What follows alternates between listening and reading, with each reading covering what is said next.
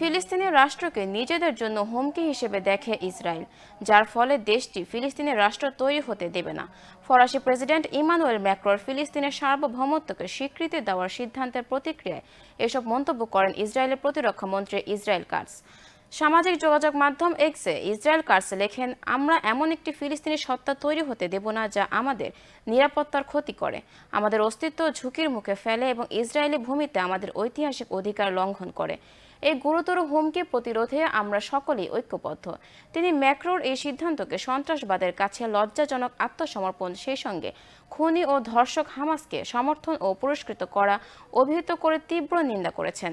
এর আগে ইসরায়েলি প্রধানমন্ত্রী বেনিয়ামিন নেতানিয়াহু প্রেসিডেন্ট ম্যাক্রোর ফিলিস্তিনি রাষ্ট্রকে স্বীকৃতি দেওয়ার সিদ্ধান্তের তীব্র নিন্দা জানিয়েছেন এবং এই সিদ্ধান্তকে এমন একটি পদক্ষেপ যা সন্ত্রাসকে পুরস্কৃত করে এবং আরেকটি ইরানি প্রক্সি তৈরির ঝুঁকি বলে অভিহিত করেছেন।